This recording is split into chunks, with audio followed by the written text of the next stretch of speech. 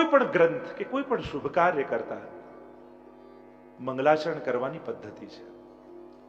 તમે કોઈ પણ જ્યારે ભજન ગાવા જતા હો, સેવા કરવા જતા હો, પૂજા કરવા જતા હો, ત્યારે સૌથી પહેલા પ્રભુને યાદ કરી મંગલાચરણ કરવામાં આવે છે. આપણા ધર્મગ્રંથોની પણ આ એક મર્યાદા યા એક વ્યવસ્થા બતાવવામાં આવી છે. કોઈ પણ ધર્મગ્રંથની રચના કરતા પહેલા રચનાકાર મંગલાચરણ કરે, એટલે કે પ્રભુને યાદ કરે. જો બીજું બહુ કઈ ધર્મ કાર્ય તમારાથી ન થાય, સ્તોત્ર પાઠ કે તમને બહુ ન આવડતા હોય, પણ અહીંયા જેટલા આપણે લોકો બેઠા છે એટલા લોકો આજે એક સંકલ્પ કરી, દિવસમાં આટલી વાર ભગવાનને યાદ જરૂર કરીશું. જો સ્તુતિ આવડે, પાઠ ન આવડે, આ બધું જુદી વાત છે, ચલો એ પછીની વાત છે કે શીખવાનો પ્રયાસ કરીશું, શીખીશું. ન આવડે વાંધો નહીં, પણ આજે એક સંકલ્પ કરો, શ્રી કૃષ્ણ શરણમ મમ. આ એક આપણે ત્યાં મહામંત્ર કયો છે, અષ્ટાક્ષર જેને આપણે કહીએ છીએ. તો દિવસમાં આટલી વાર પ્રભુને યાદ જરૂર કરજો. એક, સવારે જ્યારે ઉઠો અને તમારી આંખ ખુલે ત્યારે સૌથી પહેલા પ્રભુને યાદ કરજો. કારણ કે જાગવું એ પણ નવું જીવન છે. સૂઈ ગયા અને કદાચ આંખો ન ખુલી હોત તો એક નવું જીવન તમને મળે છે.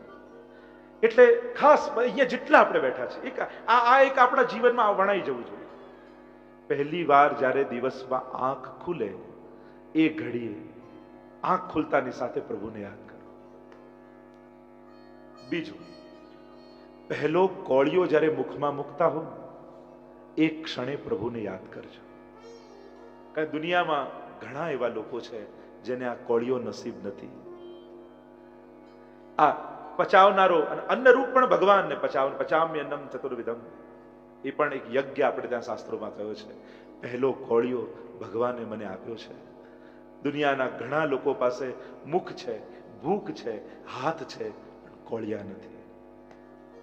પ્રભુ તારો ઘણો ઉપકાર છે.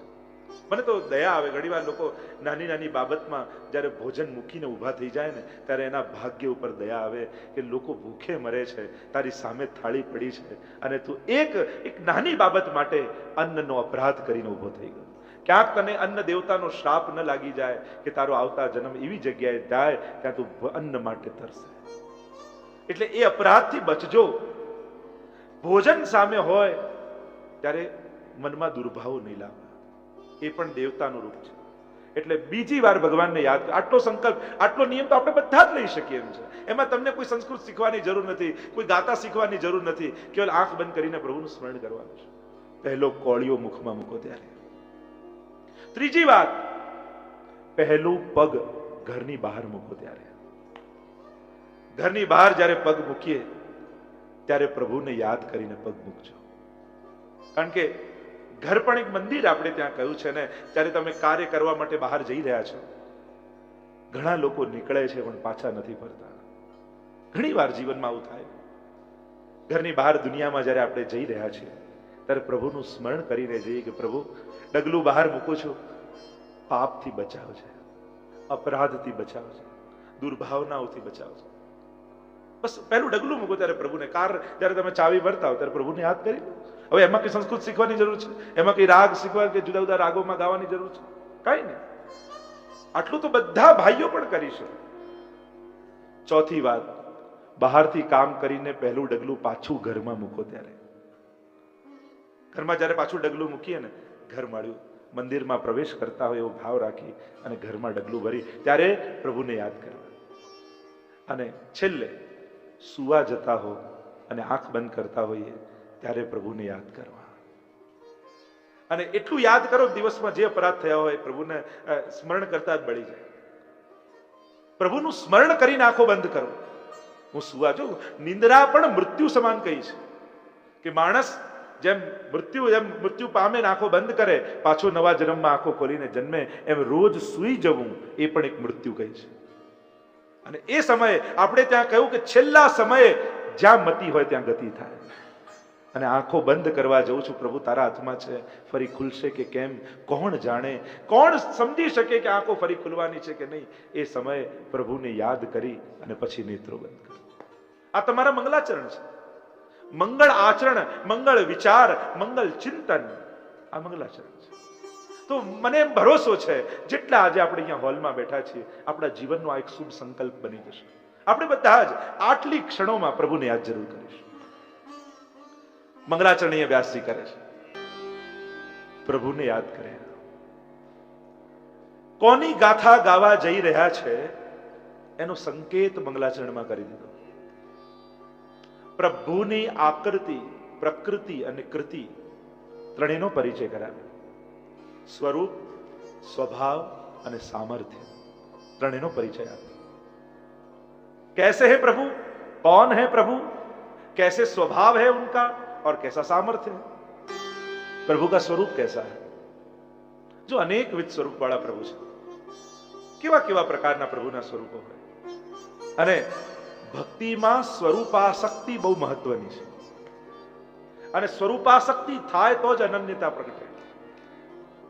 नारद जी ने भक्ति सूत्र में 11 प्रकार की आसक्तियों की बात की, उसमें एक बताई स्वरूप आसक्ति. मर्यादा અને પુષ્ટિ પ્રેમ આ બંને ભક્તિમાં ફરક એટલો. મર્યાદા ભક્તિ ગુણાસક્તિથી પ્રગટે છે, સામર્થ્ય આસક્તિથી પ્રગટે છે, અને પુષ્ટિ ભક્તિ એ સ્વરૂપાસક્તિથી પ્રગટે છે. પ્રભુ આવા કૃપાળુ છે, આવા દયાળુ છે, આવા ઉદાર છે, આવો જ્યારે સામર્થ્ય સ્વભાવ જોઈએ તો પ્રેમ થાય, પણ આપણું ધારેલું ન થાય તો અભાવ પણ આવી જાય. જ્યારે ઉદારતા ન દેખાય તો અભાવ આવી જાય, જ્યારે કરુણા ન દેખાય એમની અંદર તો અભાવ આવી જાય. આ છે ગુણથી પ્રગટેલો પ્રેમ, મર્યાદા ભક્તિ. અને પુષ્ટિ ભક્તિ એટલે સ્વરૂપાસક્તિ, સ્વરૂપથી પ્રગટેલો પ્રેમ.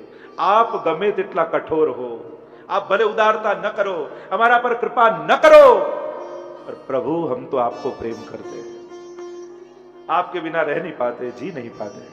मानो गोपियों की तरह प्रेम. प्रभु कितने भी कठोर हो जाएं, भगवान ने क्यारे गोपियों ने भरोसो नहीं अपावो पड़तो कि हे गोपी हूं तने प्रेम करूं छू. एक बार राधा जी से आकर सभी गोपियां कहने लगी, अरे राधा तू यूं मानती है कि प्रभु तुझको ही प्रेम करते, तने एकला प्रेम करे छे. प्रभु तो चंद्रावली ने प्रेम करे, ललिता ने प्रेम करे, आने प्रेम करे, કેટલાય નામ ગણાવી દે રાધાજી આગળ. આ બધાને પ્રભુ પ્રેમ કરે છે. તને ખબર છે રાધા, તું આખા ગામમાં કહેતી ભરે કે કનૈયો મારો, પણ એ તારો નથી, તો બધા આગળ વાલો થવા જાય છે. ત્યારે રાધાજી હસી પડ્યા ને કહેવા લાગ્યા, અમારા બંનેના પ્રેમને છુપાવવા માટે ઠાકોરજીને કેવા કેવા નાટકો કરવા પડે છે. એ તો મને જ ચાહે છે, પણ અમારો પ્રેમ પ્રગટ ન થઈ જાય એટલે પ્રભુને બધા જોડે બનાવીને રાખવું પડે છે. આ તો એનું નાટક છે, પ્રેમ તો કેવલ મને કરે છે. આ ભરોસો, આને કહેવાય પુષ્ટિ ભક્તિ, આને કહેવાય સ્વરૂપ આસક્તિ. ભગવાનને ભરોસો અપાવવા માટે ગોપીઓને પ્રમાણો ન આપવા પડે. गोपी ने भरोसो होए, जैसे मीरा को भरोसा था, अनन्यता मीराबाई ने गोपियों की तरह. तो स्वरूपासक्ति और गुणासक्ति, मर्यादा भक्ति ने पुष्टि भक्ति. सच्चिदानंद रूपाय प्रभु कैसे हैं? सतरूप, चिदरूप और आनंद रूप. रूपाय निराकार ब्रह्म की बात नहीं है यहां, साकार रूपाय. प्रेम ते प्रगट हो ही मैं जाना. प्रेम प्रगटे ने तो ये प्रगट थी जाए. कई प्रहलाद माटे भगवान नरसिंह बनीने ठामलानी अंदर છુપાઈને બેઠા નહોતા કે હમણાં એ કે ને પછી ફાડીને બહાર આવું. ના, પ્રહલાદે જે ક્ષણ કહ્યું આમાં પણ ભગવાન છે, એ જ ક્ષણે પ્રભુ પ્રગટ થઈ ગયા. આ ભરોસો. રૂપાય, ભગવાન તે આંખ આપી છે ને તો તારે રૂપ લઈને પ્રગટ થવું પડશે. તે કાન આપ્યા છે તો તારે બોલવું પડશે. આ ભરોસો. જીવ કહે છે કે તે સાધન આપ્યા છે તો તારે એ રીતે આવવું પડશે. અને મહાપ્રભુજી તો સાકાર બ્રહ્મવાદૈક, સાકાર પ્રભુ છે, એનું પ્રતિપાદ કરવાવાળા છે મહાપ્રભુજી. નિરાકાર તો આપણી સીમિતતાને કારણે નિરાકાર લાગે છે. આપણી આંખો સીમિત છે ને, અને વ્યાપક છે, એ વિરાટ છે. रूपाय, वो रूप वाले हैं, क्योंकि भक्त को उन्होंने आंखें दी है, इसलिए उनको रूप धरना ही पड़ेगा. सतरूप, सत क्या है? ना सतो विद्यते भावो न भावो विद्यते सत. एनो क्यांय अभाव નથી, એ જ પરમાત્મામાં રહેલું સત તત્વ છે. ભૂ સત્તાયામ, સંસ્કૃત में कहूं तो सर्वत्र એની સત્તા છે. આ વિશ્વનો કોઈ એક કણ એવો નથી જ્યાં એ ન હોય. સર્વત્ર એ છે, એ જ છે. જો બ્રહ્મ સર્વત્ર છે ને એ જ છે, એ બોલવાનો વિષય નથી. એ તો એક પરિસ્થિતિ છે, એક સ્થિતિ છે, એ તો અનુભૂતિ છે. એને તમે બોલીને પછી કેટલાય લોજિક આપો, પણ સર્વત્ર એ છે તો બીજું કોઈ નથી. અને બીજું કોઈ નથી તો પછી સુખ નથી, દુઃખ નથી, ક્લેશ નથી. સર્વત્ર આનંદ જ છે. પછી ક્યાં કોઈ બીજું રહે છે? જો સર્વત્ર એ જ હોય. જેમ તમને કહું કે બધે કણકણમાં ભગવાન છે, સાચું? હા તો પાડો. તો આ ગાદલામાં ભગવાન છે કે નહીં? નહીં? હા કે ના છે? હવે હું ગાદલા ઉપર બેસી જાઉં તો મને પાપ ના લાગે? હું ભગવાન પર બેસી ગયો, લાગે કે ના લાગે? હા કે ના તો કહો. લાગે ને? ભગવાન પર બેસાય? જો સર્વત્ર ભગવાન હોય તો હું ભગવાન ન થયો, ભગવાન ભગવાન પર બેસે તો વાંધો જ ક્યાં છે? મૂળ વાત સર્વ ખલો ઇદમ બ્રહ્મ, સર્વત્ર બ્રહ્મની જો વાત કરો છો પછી તમારા લોજિકો બધા નકામા થઈ જાય છે. કારણ પછી બ્રહ્મ સિવાય બીજું કોઈ છે? પછી તો આપણો અહંકાર સુખ દુઃખને કારણે છે કે એ અનુભૂત કરે છે. જો સર્વત્ર બ્રહ્મની વાત કરતા હો પછી કોઈ લોજિક કામ નથી કરતા. આ સતતત્વ પરમાત્માનું છે, એ સર્वत्र है. दूसरा तत्व प्रभु में है चिद, चिति ज्ञान है या चैतन्य के रूप में देख लो. जहां जहां चैतन्य है वहां वहां प्रभु है. या प्रभु सर्वज्ञ છે, જીવલ્પજ્ઞ છે. પ્રભુ બધાના મનની જાણે છે અને આપણે બાજુવાળાના મનની નથી જાણતા, એટલે જ સુખી છીએ. જો પ્રભુ વરદાન આપી દે કે બધાના મનનું તું જાણી લે તો આપણાથી વધારે દુઃખી કોઈ ન હોય. પ્રભુએ સર્વજ્ઞતા આપણને નથી આપી કારણ કે આપણે તો જ સુખી રહી શકીએ. જો પ્રભુ એવા આશીર્વાદ આપી કે તને બધાના મનની ખબર પડી જાય, શું દશા થાય? આપણે બધા જોડે ઝઘડો થઈ જાય કે નહીં? તો કૃપા છે પ્રભુની કે આપણે બધું નથી જાણતા. થોડી જે અલ્પતા છે ને આપણી, કારણ કે આપણે અલ્પ છીએ, અંશ છીએ, અને અંશની મર્યાદામાં જીવ રહે ને તો જ એ સુખી રહી શકે છે. જ્યારે એની મર્યાદાને બહારની વાત જાણવાની ઈચ્છા કરે ને અને કક્ષાની બહારનું જ્ઞાન પણ બહાર બની જાય. જો તમે બધાના મનની જાણવા લાગો તમારું જીવન નર્ક જેવું બની જાય. ચિત તત્વ પરમાત્મામાં છે અને ત્રીજું તત્વ પરમાત્મામાં છે આનંદ. સુખની ઉપર જે છે, સુખ એ તો મનની લાગણી છે અને આનંદ એ આત્માની લાગણી છે. પ્રત્યેક જીવ આનંદિત છે. ક્યાંક જમીને આવો તો સુખ થાય, ભૂખ્યાને જમાડીને આવો તો આનંદ થાય. આત્મધર્મ જ્યાં પણ થાય ત્યાં આનંદની અનુભૂતિ થાય છે. તમે આમ કથામાં ભાગ લો, સેવા કરો, દોડી દોડીને બધાને મદદ કરો, થાકીને જાઓ ને ઘરે તો એક આનંદ હોય. એ થાકવાનો આનંદ હોય, બહુ આનંદ આવે. હવે થાકવીને આનંદ આવે કે હા, કારણ કે આત્મધર્મ કર્યો છે. જ્યાં જ્યાં આત્મધર્મ કરો ત્યાં તમને આનંદ અનુભવ થાય છે. સુખ માણસ આખી જિંદગી ગોતે અને આનંદ તો લઈને પેદા થાય. લઈને થાય એ સુખ, આપીને મળે એ આનંદ, જમીને મળે એ સુખ, જમાડીને મળે આનંદ.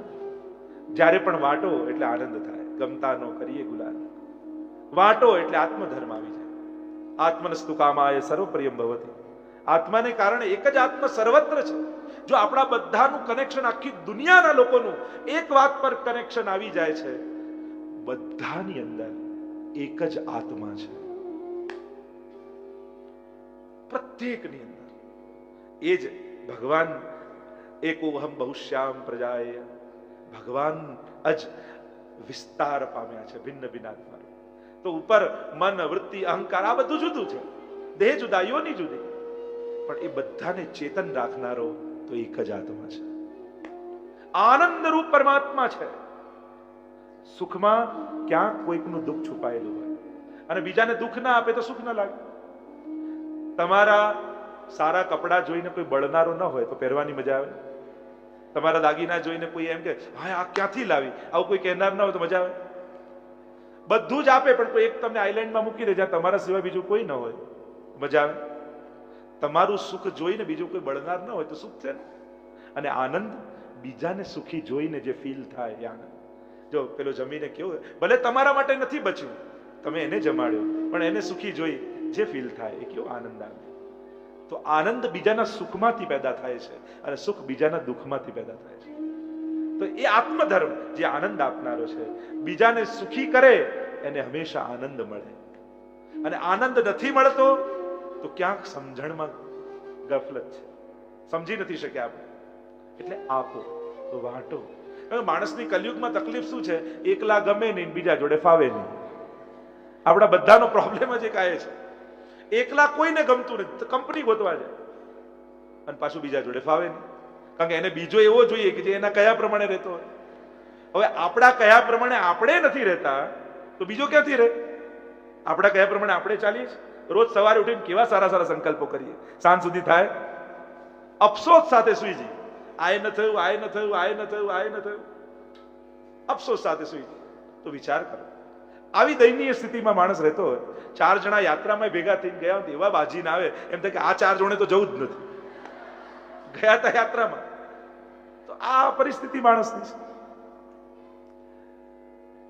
अगर दिल खोल लेते अपने यारों के साथ तो आज खोलना न पड़ता औजारों के साथ. દિલને શેર કરી લીધું હોત તો આજે ડોક્ટરે ખોલવું ન પડ્યું.